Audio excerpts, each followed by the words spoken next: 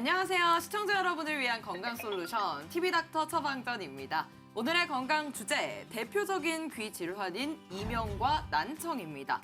실제 소리가 없는데도 계속 들어야 한다면 얼마나 괴로울까요? 또 반면에 듣고 싶어도 못 듣는다면 또 얼마나 답답할까요? 그래서 오늘은 어떻게 하면 이 귀 질환에서 벗어날 수 있는지 이비인후과 전문의 박찬휘 선생님 모시고 자세하게 알아보겠습니다. 어서 오세요. 반갑습니다. 이비인후과 전문의 박찬휘입니다. 반갑습니다. 자, 귀의 기능, 원래라면 소리를 잘 듣는 거잖아요. 그렇다면 어떤 경우에 이 난청이 생기는 걸까요? 우선 우리가 소리를 어떻게 듣는지부터 이해를 해야 될 것 같은데요. 소리가 이제 귀로 들어오면 고막이라는 것을 진동시키고 고막 뒤쪽에 붙은 작은 뼈인 이소골을 지렛대처럼 움직이면 달팽이 간 쪽으로 진동이 전달이 되고 달팽이 간은 이걸 전기 신호로 바꿔서 우리 뇌로 이제 신경을 전달하면 이것이 우리가 소리다라고 인지를 하게 되는데 소리가 전달되는 길목상에 고막에 문제가 생긴다든지 뼈에 이상이 생긴다든지 때로는 뭐 물이 찬다든지 이런 문제로 인해서 소리 전달이 잘 안 되면 우리 그것을 전음성 난청이라고 합니다. 네. 그리고 소리 전달은 잘 되는데 뒤쪽 신경에 문제가 생겼다. 이러면 우리가 그거를 감각신경성 난청이라 그러고 그 안에 우리가 이제 노인성 난청, 선천성 난청, 뭐 소음성 난청 이런 얘기들이 있는데 노인성 난청 같은 경우에는 이제 퇴행성으로 신경이 퇴행성으로 오는 난청이고 선천성 난청은 말 그대로 이제 태어날 때부터 신경의 문제를 가지고 태어나는 경우 그다음에 소음성 난청은 달팽이관이 소음에 의해서 손상이 일어나면 일어나는 경우를 소음성 난청이라고 합니다. 아, 난청에도 굉장히 종류가 많군요. 그렇다면 이제 이명에 대해서 이야기해보겠습니다. 이명은 소리가 없는데도 계속해서 들리는 거잖아요. 왜 그런 건지, 또 어떤 소리가 들리는 건지 궁금합니다. 네. 이명은 외부 자극이 없는데 나 스스로 이제 소리를 느끼는 건데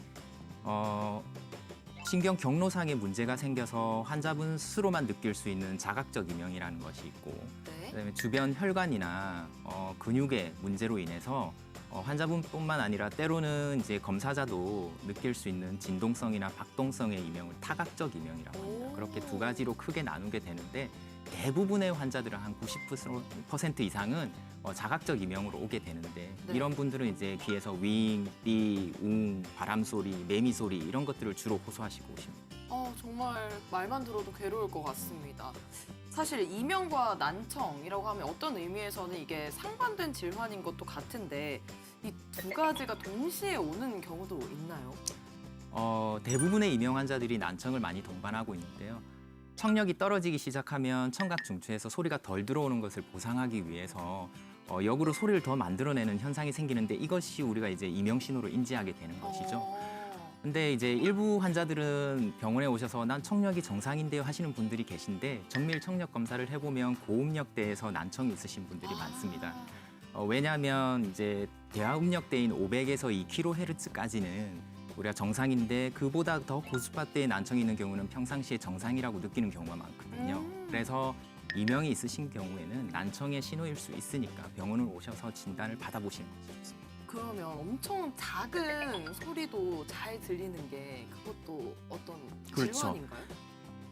그거는 청각 과민이라고 해서 네. 약간 이제 예민하신 분들이 그렇게 느끼시는 건데 그게 또 이제 어느 정도 넘어서면 네. 우리가 전두엽에서 그거를 이제 이거는 너에게 나쁜 소리가 아니야. 너에게 뭐 통증을 주는 소리 아니 이걸 컨트롤을 해줘야 되는데 그게 문제가 되시는 분들은 소리를 들으면 아프다. 네. 뭐 막 신경질이 난다. 막 네. 그러시는 분들은 약간 청각 과민증이라고 해서 좀 다른 부류입니다. 똑똑 쌤 도와주세요. TV닥터 처방전 본격적으로 진료를 통해서 개인 맞춤형 처방전을 받아보도록 하겠습니다. 먼저 첫 번째 사례자부터 만나볼게요. 저는 30대 남성 직장인입니다. 요즘 퇴근 후에 헬스장을 찾아서 근력 운동 많이 하는 편인데요.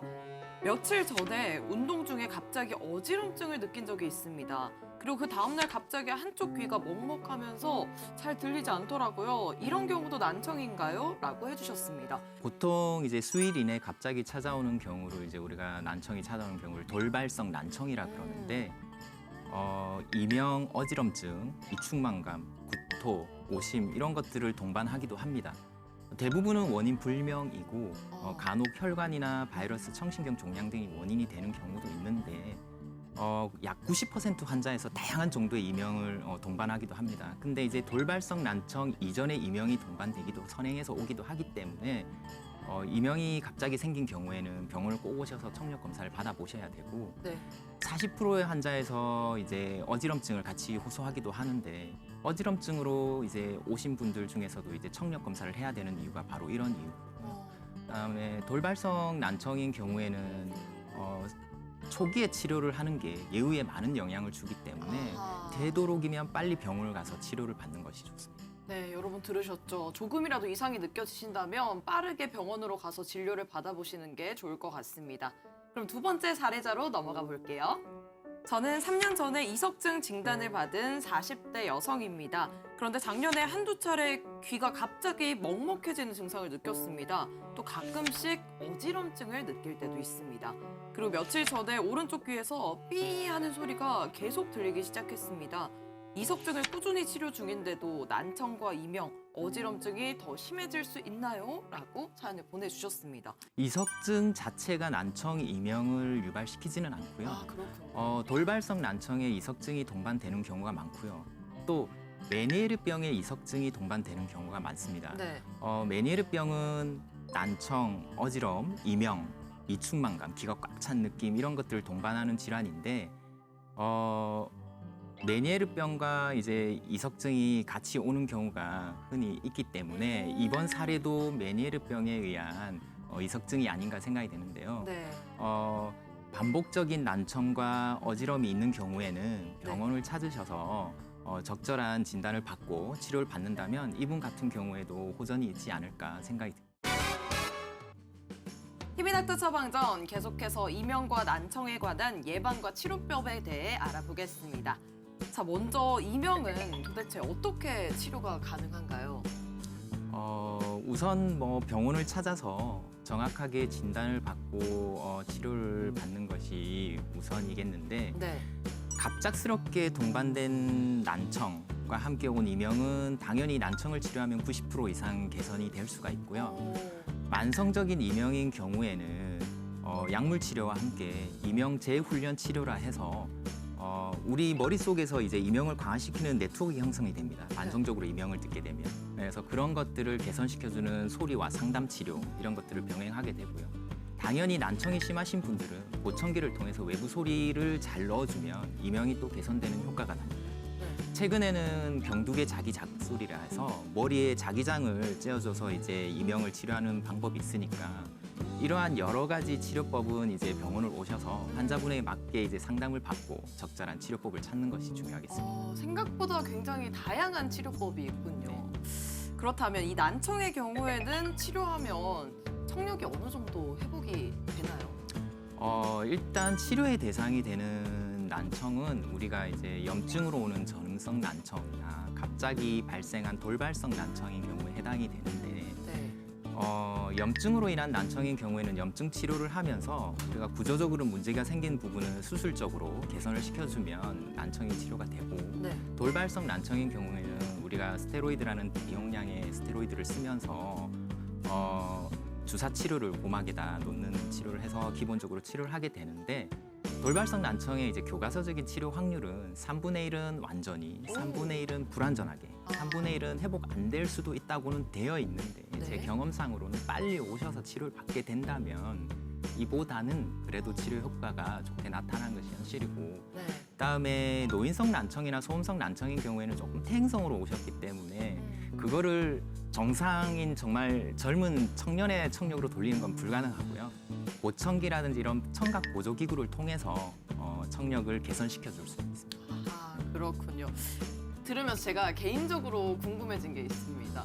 이 이어폰을 자주 사용하면 청력이 실제로 나빠지는 건지 궁금하고요. 또 청력에 도움이 되는 어떤 행동 요령, 꿀팁 같은 게 있다면 알려주시면 좋을 것 같아요. 실질적으로 제가 이제 요즘 진료를 보면 이어폰으로 이제 이어폰이 요즘 많이 대중화됐잖아요. 그래서 청소년층에도 난청이 많이 늘어났어요. 그래서 이제 이어폰도 결국에는 소음성 난청하고 원리가 같게 큰 소리의 노출이 반복적으로 이루어지면은 달팽이 안쪽의 세포가 손상이 되면서 난청과 이명을 유발을 시킬 수밖에 없습니다. 그래서 야외에서 장시간 또 이어폰을 사용하게 되면 아무래도 야외 환경이 소음 환경이다 보니까 볼륨이 커질 수밖에 없고 네. 더욱더 이제 손상이 더 많이 가게 돼요. 그래서 야외에서 장시간 이어폰을 사용하는 것은 좀 자제하는 것이 좋고 핵심은 뭐 이어폰 사용을 시간을 줄이고 볼륨을 낮추는 것. 평상시에도 큰 소리 노출을 조금 피하는 게 아.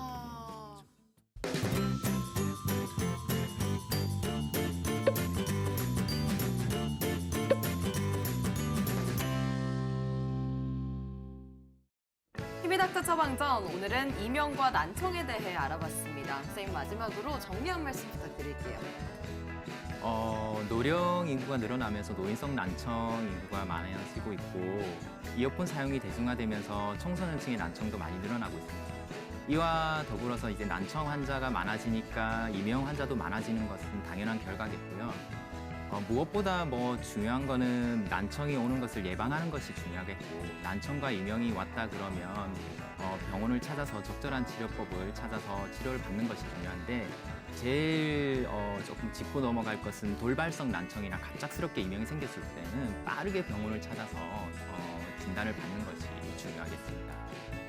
네, 이번 기회에 우리 부모님들의 청력 한번 점검해 보시는 것도 좋을 것 같습니다. 오늘 말씀 고맙습니다.